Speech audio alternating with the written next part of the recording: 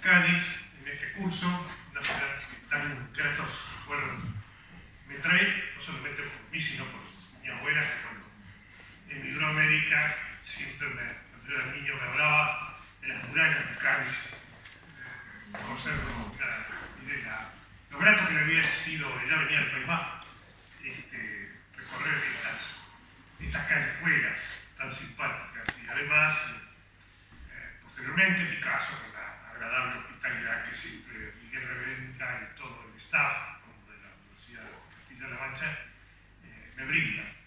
Bien, vamos a tocar un tema muy conflictivo, que en realidad en parte ha dejado de ser tan conflictivo, pero que conserva permanente actualidad, como es el matrimonio entre personas del mismo sexo, del mismo género, también llamado matrimonio igualitario.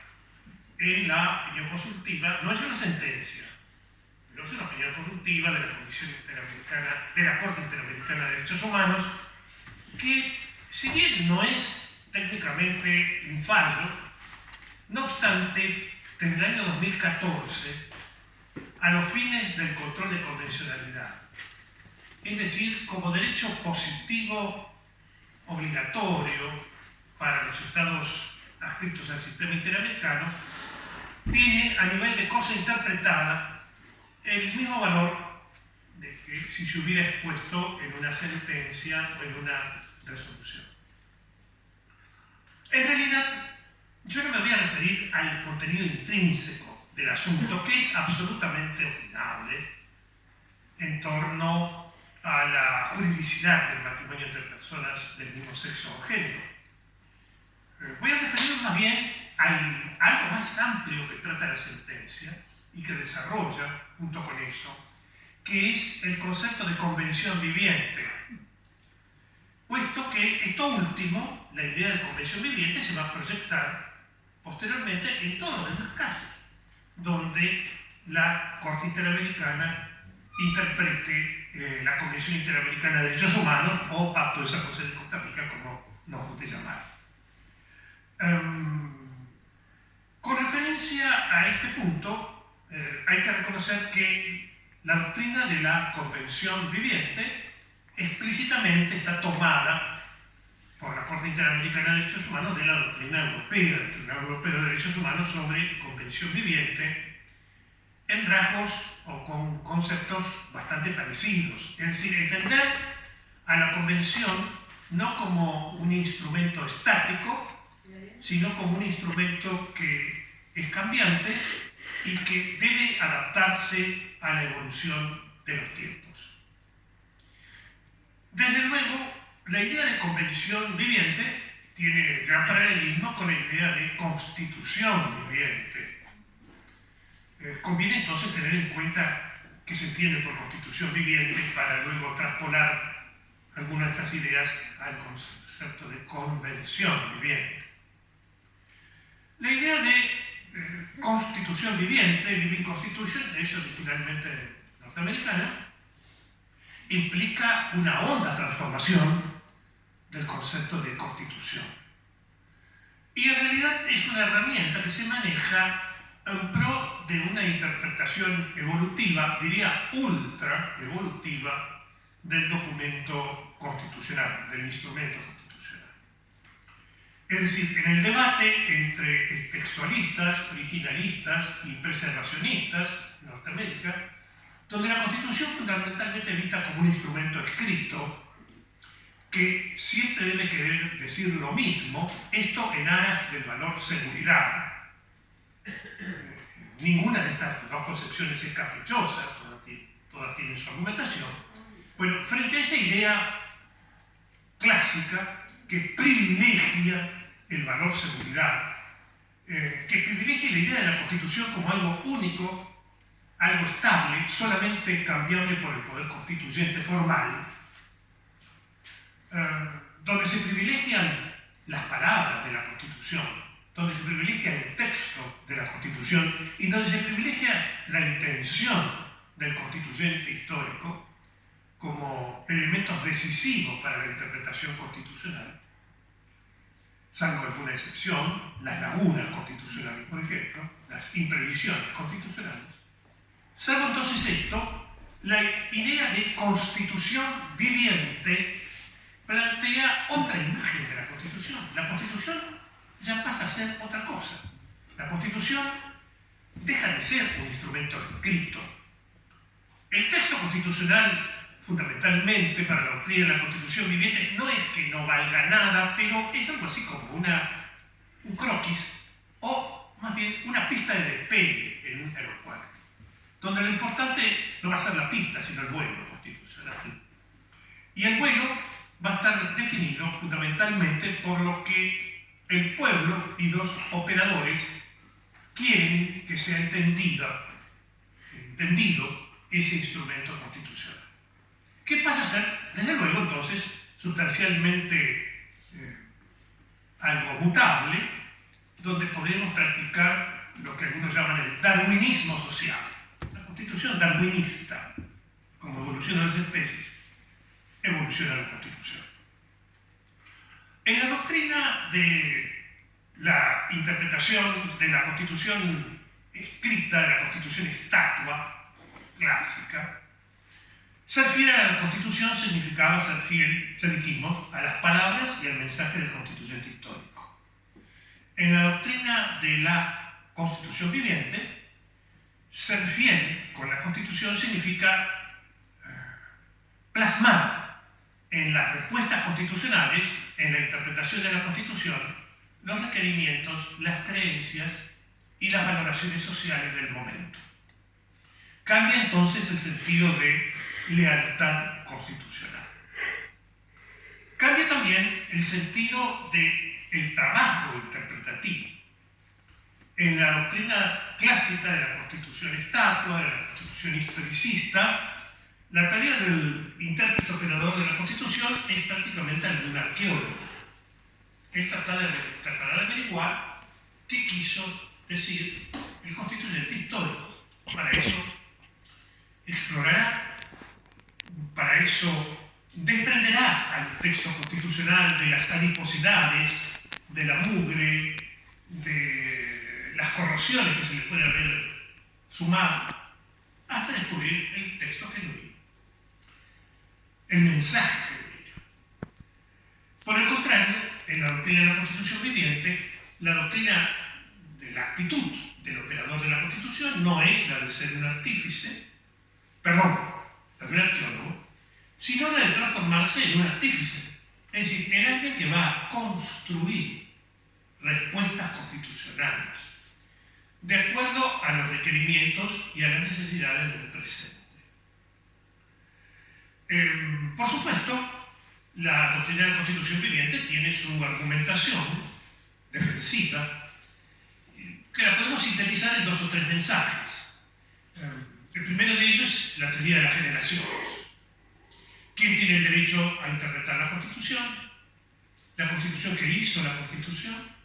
¿O la Constitución que va a sufrir o va a beneficiarse con la interpretación? ¿La generación de los muertos o la generación de los vivos? La doctrina de la Constitución viviente, cuestionablemente, quien tiene legitimidad para interpretar la Constitución es la generación actual. Por eso se le suma a eso también la idea del respeto por parte del operador constitucional en la doctrina de la Constitución viviente, no del constituyente histórico, sino del constituyente actual. La doctrina de la Constitución viviente no es una doctrina que significa un cheque en blanco para el intérprete de la Constitución. No significa la interpretación libre. Significa una interpretación adaptada a las voliciones sociales de la época actual, de la época donde se aplica. Con lo cual la Constitución de hoy puede ser distinta a la Constitución de hace un año, 2, 3 o hace unos meses. Alegóricamente podríamos decir que según la doctrina de la Constitución viviente, la Constitución es resancionada o repromulgada casi cotidianamente. Por supuesto también, aplicar la teoría de la Constitución viviente no es cosa fácil, y hay una serie de dificultades. La primera de ellas es, ¿quién vivifica a la Constitución? ¿Quién vivifica? La doctrina de la constitución viviente responde, teóricamente es el pueblo, como constituyente actual. Entonces el juez lo que debería hacer es proyectar en su sentencia no lo que él quiera, sino lo que la comunidad anhele en ese momento. Esto plantea otro problema técnico. ¿Cómo conoce el juez las valoraciones sociales del momento, las creencias? ¿Cómo sabe el juez cómo presentar en la sentencia lo que el pueblo como constituyente actual proyectaría en ese momento? Este es el talón de Aquiles, fundamental, práctico, de la doctrina de la constitución viviente. ¿Quién adivina? ¿Quién es el augur? ¿Quién es el oráculo del pueblo como constituyente actual? En la práctica, cuando la doctrina de la constitución viviente se ha aplicado, y se ha aplicado en algunos casos, los tribunales han recurrido en ciertos casos a verdaderas intuiciones. Yo creo que, pienso que, por ejemplo, cuando la Sala Constitucional de la Corte Suprema de Costa Rica, en Zamora Bolaños, se plantea el problema de la incorporación de Costa Rica a la alianza antiterrorista, o a la coalición antiterrorista internacional contra Saddam Hussein, liderada por España, ¿no? A través de su jefe de gobierno entonces, Pedro Aznar, me parece, y acompañado por personajes tan ilustres como Bush y Tony Blair. La Sala Constitucional dice: vamos a interpretar la Constitución como lo haría la sociedad costarricense actual. Y para eso expande el artículo constitucional que dice en Costa Rica no hay ejército, lo expande a entender que en Costa Rica es una nación pacifista que practica una neutralidad perpetua y activa. Entonces dice que eso es, invoca la doctrina de la Constitución viva, emplea esa expresión, eso es lo que la sociedad costarricense actual quiere. Y así resuelve que el presidente se retire de esa coalición, cosa que el presidente cumple. Pero eso es un acto de intuición, de afirmación, que acierta. La mayor parte de los tipos, sí, querían eso. Parece ser que sí. Es un fallo que cosechó aplauso. En otras hipótesis se han recurrido a procedimientos más sofisticados, más objetivos. Por ejemplo, cuando en Lawrence versus Texas, la Corte Suprema de Estados Unidos analiza el tema del castigo penal por el Estado de Texas, de las relaciones homosexuales entre adultos, libremente consentidas y practicadas en la intimidad, la Corte Suprema estadounidense enuncia el derecho de cada generación a entender su forma de vida de la Constitución, su forma de vivir. Y entonces hace un chequeo del castigo penal de esas conductas homosexuales desde 1950 más o menos hasta 2003, que es cuando emite la sentencia. Y afirma, en 1900, a mediados del siglo XX, pues prácticamente la totalidad de los estados de la Unión Americana castigaban penalmente esto. Era delito. Pero en 1967 se había replegado eso a la mitad. En torno a 1987, cuando se dicta el caso Powers, donde la Corte admite ese castigo penal, eran menos los estados. Eran menos de 20. Y hoy día son menos de 7 u 8 los que castigan esto. Es decir, que la Corte Suprema entiende que hay una vocación global estadounidense de despenalización de esas conductas, y esa pauta la utiliza para calibrar la inconstitucionalidad del castigo penal de esto y, por lo tanto, declarar la inconstitucionalidad del Código Penal de Texas, que punía estas conductas. Ahí tenemos otro criterio, pero vamos a reconocer que para la operatividad de la doctrina de la Constitución viviente, la cuestión de cómo detectar lo que la sociedad quiere o no quiere no es tarea fácil. Porque los jueces no son buenos encuestadores sociales en general y no disponen de las agencias informativas para eso, salvo que se den ciertas circunstancias como las que estamos viendo aquí. Muy bien. Rescatemos, eso sí, la idea que la noción de constitución viviente está ligada muy íntimamente a la idea de lo que la comunidad quiere que sea o que no sea. O sea, hay una conexión entre constitución viviente y dato social, y eso fomenta el llamado recurso al dato sociológico para la interpretación constitucional. El recurso al dato sociológico en la interpretación de la Constitución implica recurrir a elementos extranormativos para interpretar la Constitución. Es decir, tenemos la regla constitucional, perfecto. Esto se puede entender históricamente en sentido A, B, C, voluntad del constituyente, intención del constituyente, palabras del constituyente, todo lo que ustedes quieran. Y por otro lado, hoy, ¿qué quiere la comunidad que se entienda por aquello que otrora se consideraba así?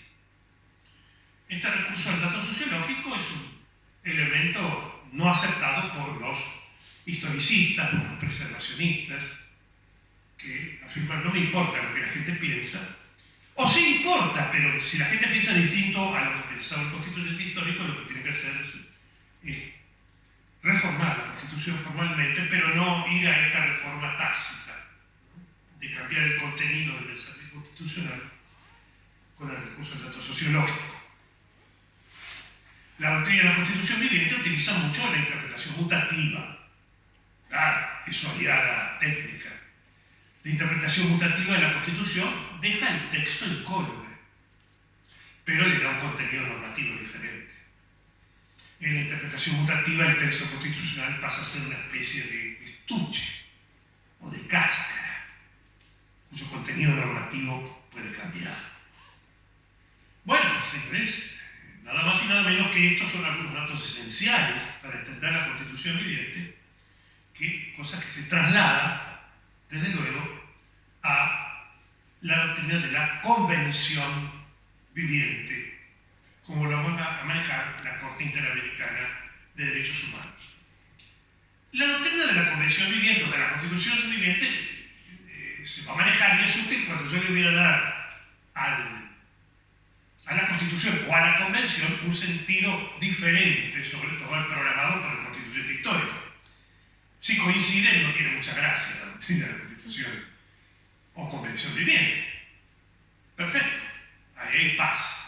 El problema es cuando hay diferencias de criterio, y aquí se va a plantear el dilema con respecto al caso del matrimonio igualitario, como lo queramos llamar, porque el artículo 17 del Pacto San José de Costa Rica dice: primero, la familia es el elemento natural y fundamental de la sociedad y debe ser protegida por la sociedad y el Estado. Bueno, hasta ahí vamos. 2. Se reconoce el derecho del hombre y la mujer, a contraer matrimonio y a fundar una familia, etcétera, etcétera. El hombre y la mujer.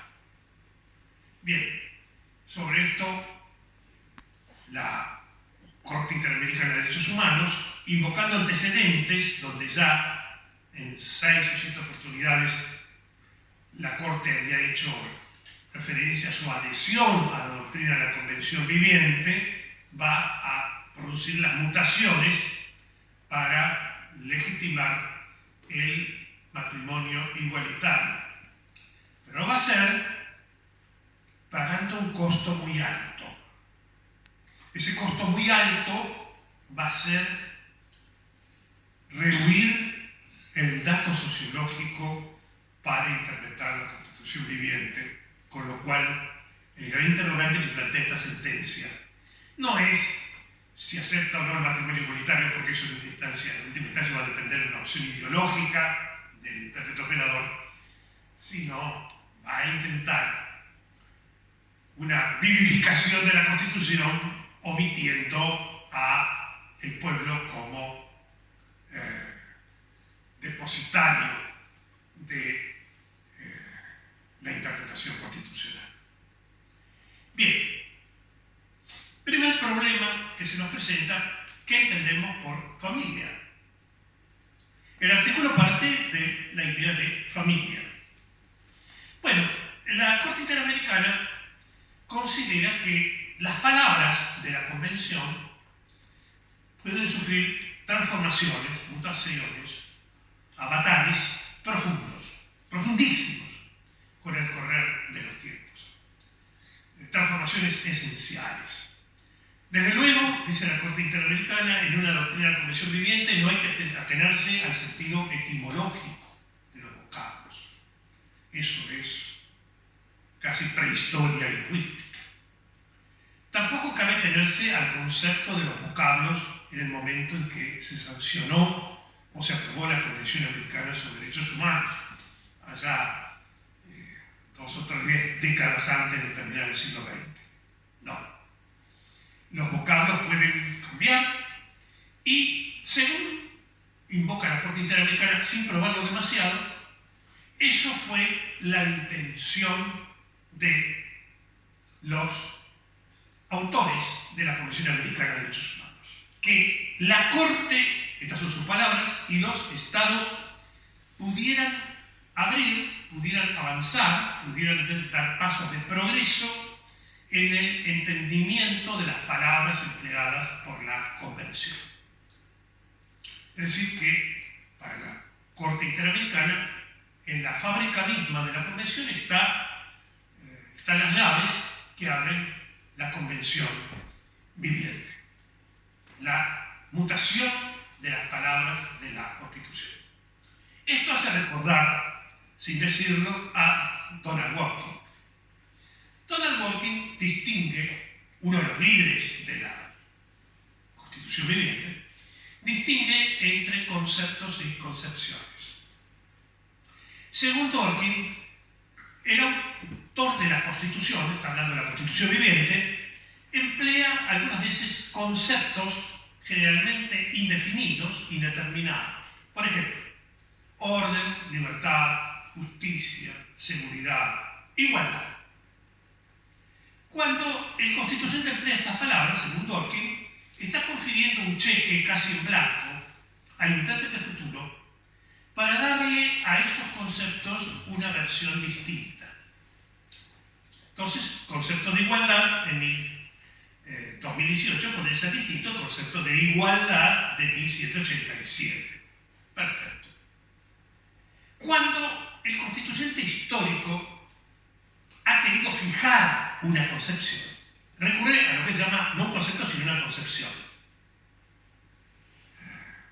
Por ejemplo, la Constitución Argentina de 1853, en una frase poco elegante hoy día, pero muy gráfica, decía: quedan prohibidas las ejecuciones a lanza y cuchillo, que parecían ser bastante frecuentes en la época.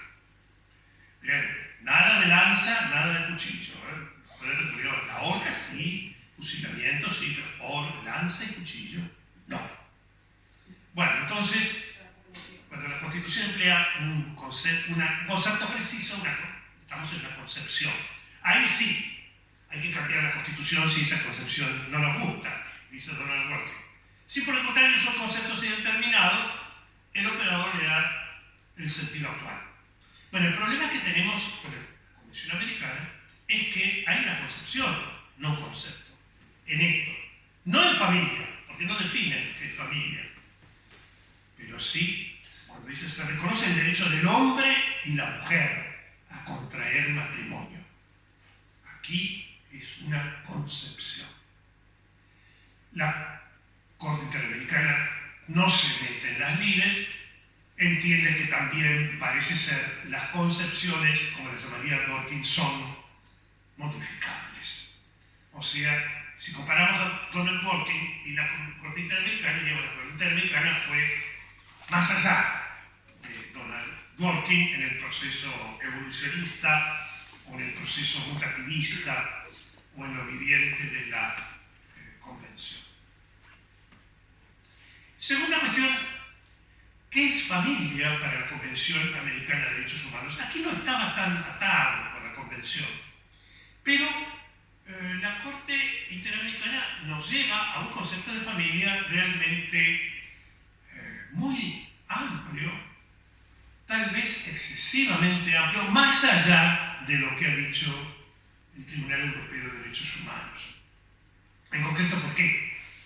Porque cuando habla de familia, la Corte Interamericana dice que este es un concepto que ha sufrido mutaciones. Bueno, todos estamos más o menos de acuerdo. Ha sufrido mutaciones.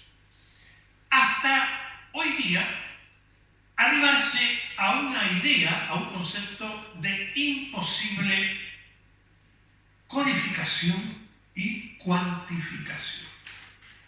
O sea, el concepto de familia actual es imposible de codificar y de cuantificar. ¿Qué quiere decir esto? Que no es posible decir bien qué es familia. Es decir, hemos llegado a un momento de incertidumbre y de desconcierto. Toma algunas ideas del Tribunal Europeo de Derechos Humanos, pero afirma en realidad lo que constituye en familia es la voluntad de formar de manera estable, más o menos estable, una familia.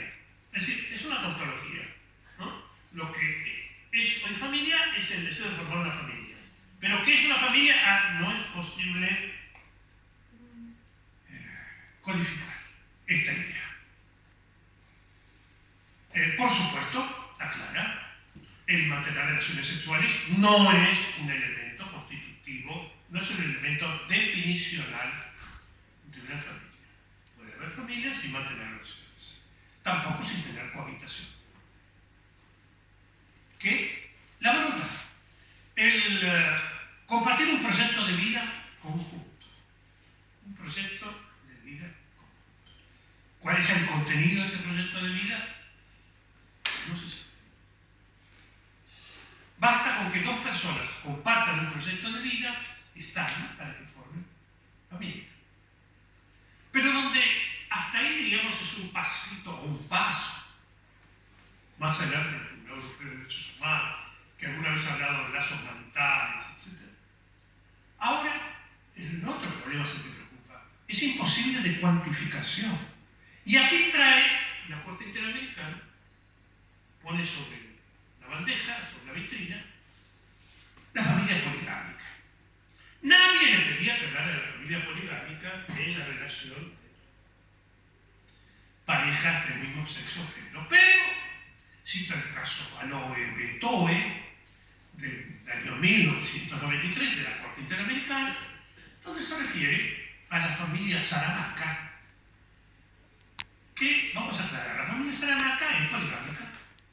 Es una familia sui generis porque parece una tribu, es una tribu, pero no es tribu indígena. Es una tribu de ex esclavos negros de Surinam, ex Guayana holandesa, todo es ex Guayana holandesa, que han huido de sus amos y se han refugiado en la selva, donde viven con una estructura semejante a la indígena sin ser racialmente indígenas, pero sí vivencialmente.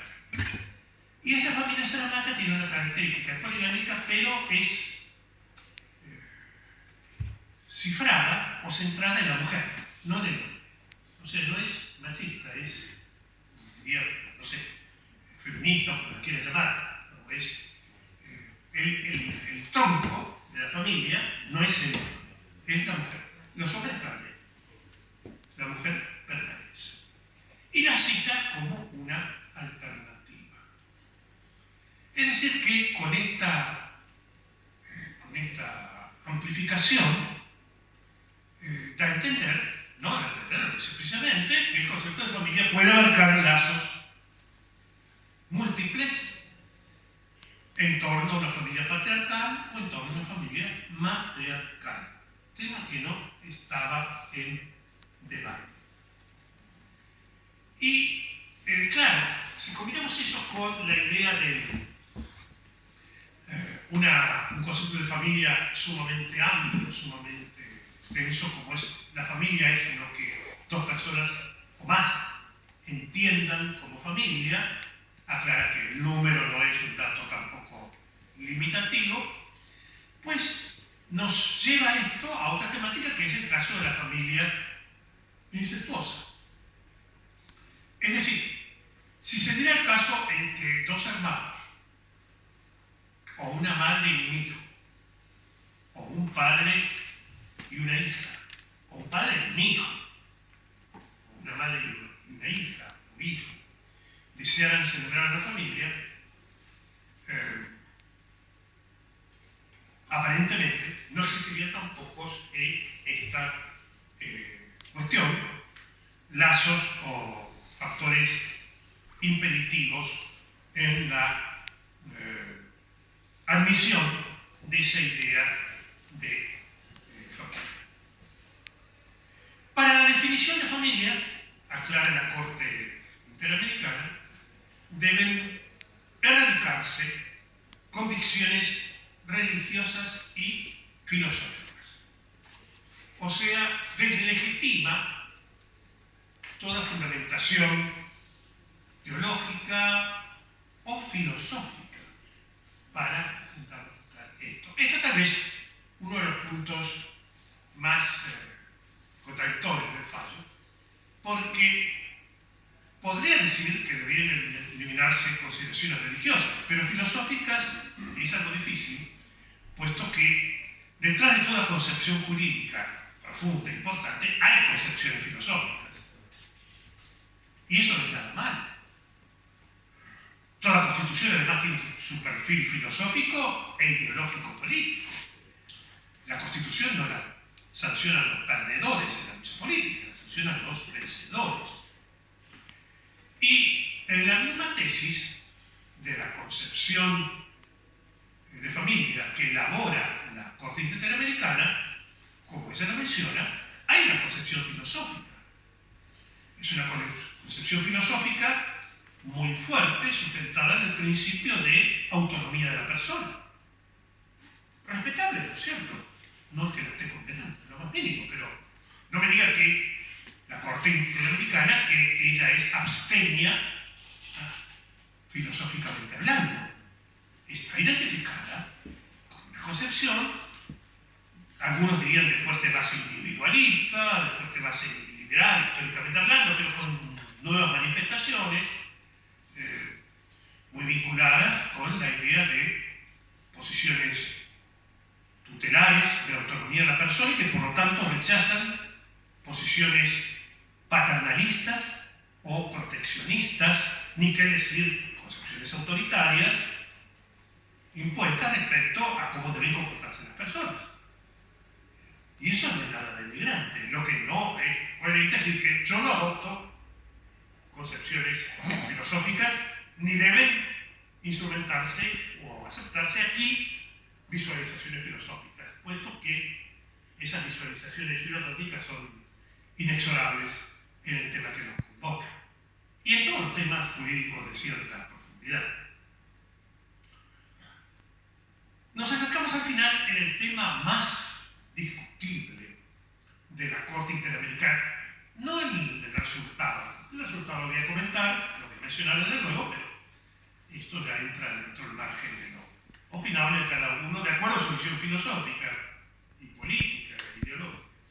Hablo en torno al papel de la comunidad en la delimitación de la Constitución viviente, de la Convención viviente. La Corte Interamericana, después de hacer todo este esquema, se encuentra con un problema grave dentro de la doctrina de la Convención viviente. El problema grave es que la mayoría de los estados no ha admitido el matrimonio llamado igualitario. Y da a entender la Corte, la mayoría de las poblaciones tampoco acepta esa idea o aceptaría esa idea. O sea, estamos haciendo una visualización de la convención viviente sin el dato sociológico.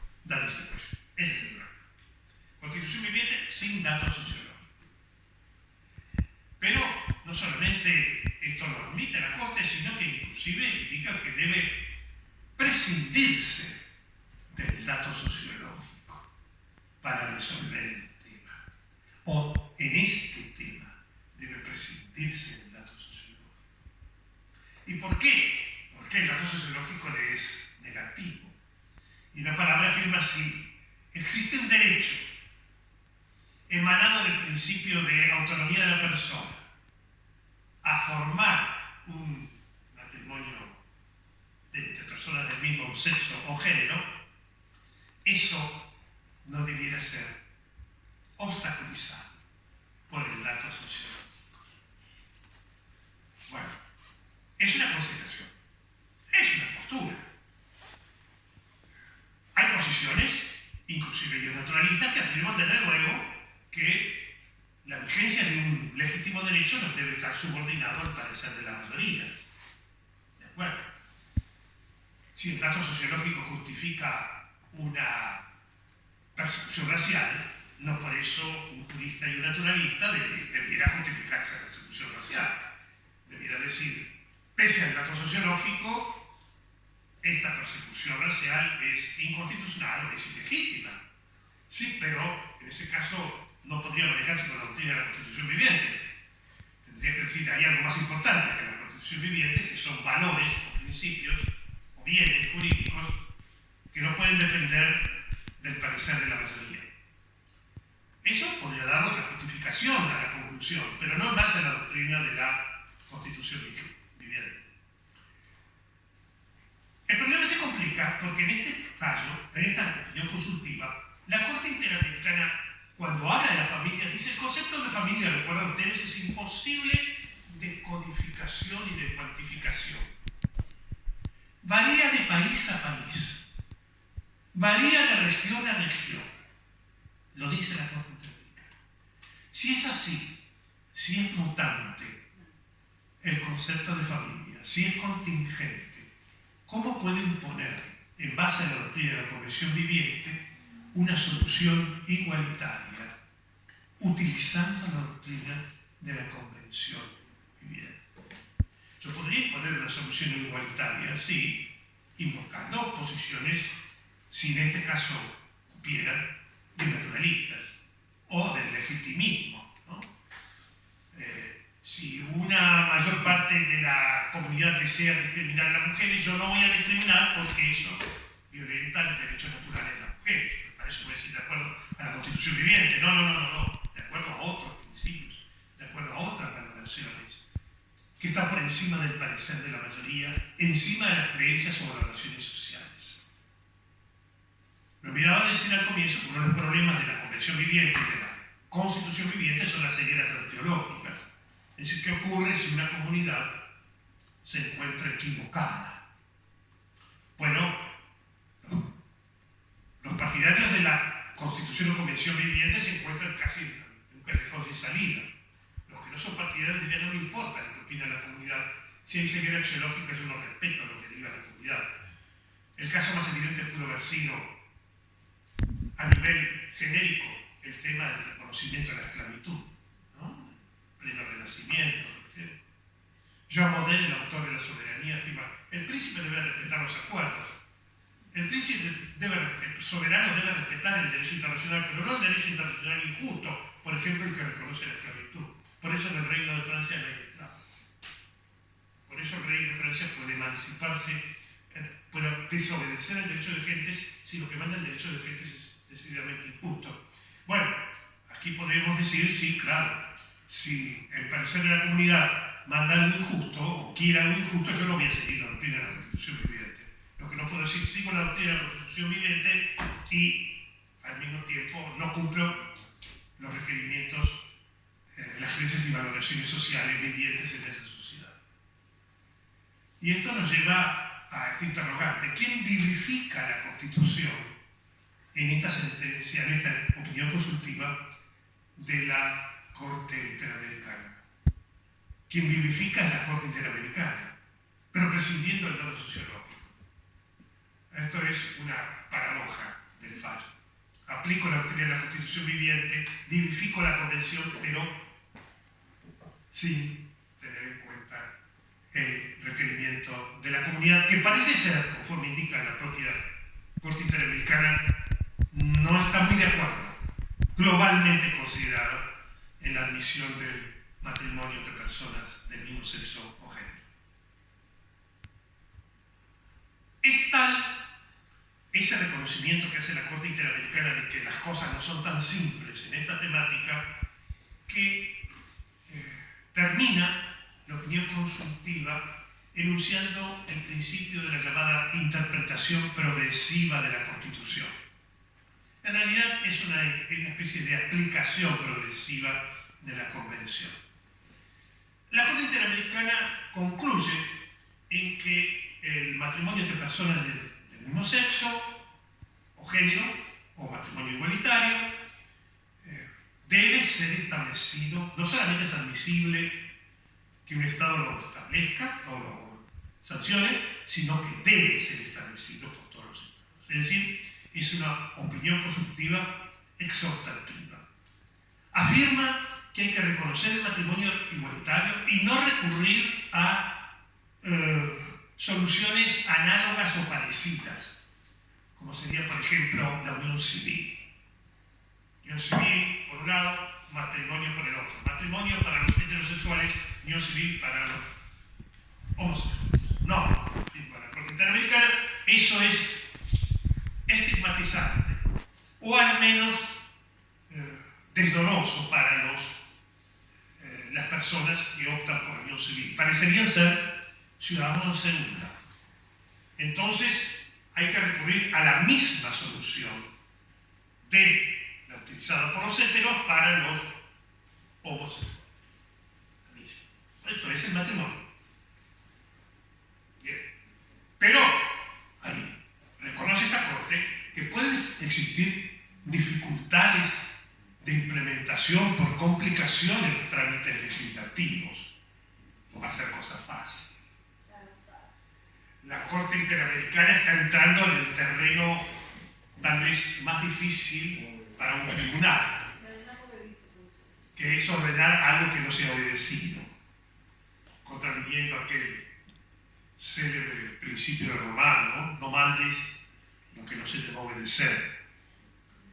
O, en otras palabras, yendo a Séneca, español, pero si 3 soldados matan a un general, es necesario practicar la justicia. Pero si todo un regimiento mata a un general, es necesario practicar la indulgencia. Es decir, ¿qué hacemos ante un escenario renuente? Bueno, para eso la Corte Interamericana dibuja un periodo de transición que llama de interpretación progresiva. En ese periodo transicional de interpretación, dice progresiva, se irán implementando poco a poco, paulatinamente, medidas de contemporización, de avance hacia una plena admisión, equiparación de las relaciones familiares y matrimoniales entre personas del mismo sexo y personas de diferentes sexos. Pero eso corresponderá a autoridades legislativas, judiciales, administrativas, fórmulas de avance, cuidando, eso sí, que no se den situaciones de discriminación o de estigmatización. Con lo cual, entramos en un incierto lapso, no definido, de semi-instrumentación de la sentencia a la que estamos, de la opinión consultiva a la que estamos haciendo referencia. Bueno, esto es, como ven ustedes, la introducción al tema, para abrir un poquito el debate.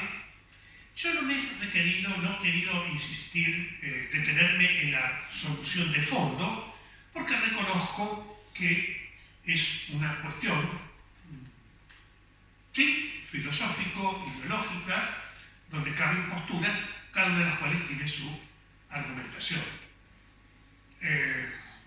La Corte Interamericana, en cuanto al fondo del asunto, en cuanto a la equiparación como meta máxima, entre el matrimonio entre personas del mismo sexo y de diferente sexo, ha optado por privilegiar el valor igualdad. Lo dicen esos párrafos. Hoy, dice la Corte Interamericana, no existen razones de peso que puedan justificar o legitimar un trato desigualitario respecto de personas matrimoniales, en lo matrimonial, respecto de personas de distinto orden de cosas. Esa es, en el fondo, y hace una opción ideológica y filosófica. Compartible o no es otra cosa, pero respetable sí. Lo he hecho. Ahora, pretender que eso no es concepción filosófica y que todo lo demás es concepción filosófica, no me parece jugar demasiado limpio, pero dejemos eso. Ha privilegiado el valor igual. Eso es otra razón. Podría no haberlo privilegiado, podría haber adoptado una solución naturalista y decir, bueno, la naturaleza ha hecho a los seres humanos distintos y el matrimonio se reserva a un hombre y una mujer, siguiendo la interpretación literal. Perfecto. No, optó por una interpretación igualitarista. Pero lo que me preocupa, y lo que yo quise discutir más con ustedes, era el uso de la doctrina de la Constitución viviente sin recurrir al dato sociológico, o mejor dicho, contra el dato sociológico, que la propia Corte debo reconocer que con valentía asume. O sea, la Corte dice, sí, yo mando esto, pero es probable que sean más los que difieran que los que coincidan con esta solución. El tema, por lo tanto, es cautivante tanto como sobre el fondo del asunto como sobre el uso, repito, de la doctrina de la Constitución viviente en materia de interpretación de derechos humanos. Así que, si prefieren, entramos al diálogo.